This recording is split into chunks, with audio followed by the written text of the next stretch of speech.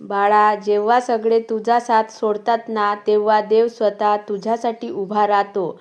पण एक प्रश्न आहे, देव स्वतः कोणासाठी उभा राहतो आणि तोही एका साध्या विठेवर?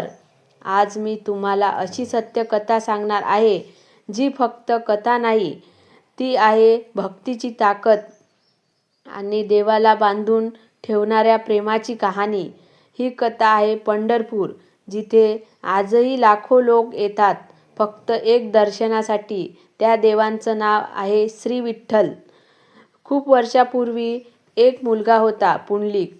तो आई-वडिलांचा आदर करत नव्हता, त्यांच्याशी वाईट वागत होता. त्याला वाटायचं, माझं आयुष्य माझं आहे. आई-वडील वृद्ध होते, कमकुवत होते, पण तरीही पुंडलिक त्यांना त्रास देत होता.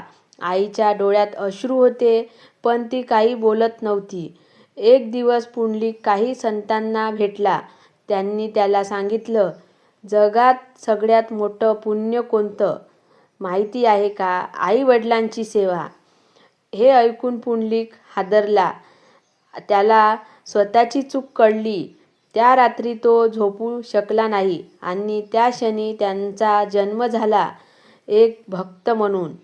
दुसऱ्या दिवसापासून पुंडलिक पूर्णपणे बदलला. तो आई-वडिलांची सेवा करू लागला.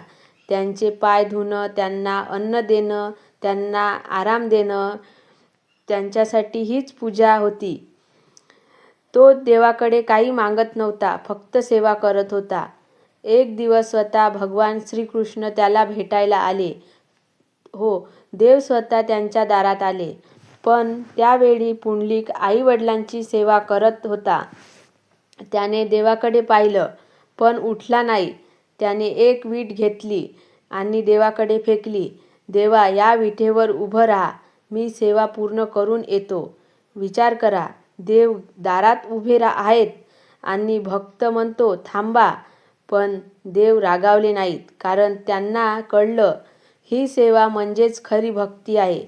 देव त्या विठेवर उभे राहिले. ते शांतपणे वाट पाहत राहिले, क्षण, मिनिट, तास. पण देव हालले नाहीत. जेव्हा पुंडलिक सेवा पूर्ण करून आला, त्याने देवाला नमस्कार केला, तेव्हा देव हसले आणि म्हणाले, बाळा, तुझ्या भक्तीने मला इथे बांधून ठेवलं. मी आता इथून जाणार नाही. त्या क्षणी देव त्या विठेवर स्थिर झाले आणि तेच स्थिर झाले श्री विठ्ठल. जिथे देव उभे राहिले ती भूमी पवित्र झाली. लोक दुरून दुरून येऊ लागले. भक्ती वाढत गेली आणि तिथे निर्माण झालं श्री विठ्ठल मंदिर पंढरपूर.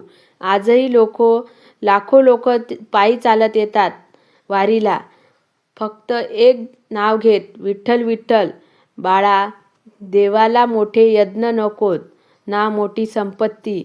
त्याला फक्त एकच हवं असतं, खरी भक्ती. आई-वडिलांची सेवा करा, देव स्वतः तुमच्याकडे येईल. जर तुम्हाला वाटतं की ही कथा खरी आहे, तर कमेंट करा पांडुरंग हरी. आणि अशीच कथा ऐकण्यासाठी, भक्तीची कथा ऐकण्यासाठी चॅनलला सबस्क्राईब करा.